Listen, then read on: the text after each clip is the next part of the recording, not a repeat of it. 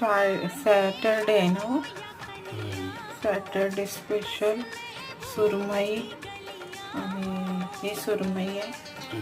हलवा स्वच्छ धुवून घेतले, लिंबू हळद मीठ लावून घेऊ. हळद मीठ लावून ठेवूया 10-20 मिनिट. ही आहे त्याचा आपण रस्सा बनवणार आहोत सुरमईचा. आता आपण सुरमईला बनवणार आहे हलवा. आणि आता हलवा सुरमई, ही सुरमई जिंजर गार्लिक पेस्ट आपण सगळे मसाले लावून घेऊया.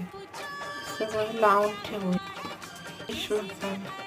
अर्धा तास आपण मॅरिनेट करून ठेवलेली आहे.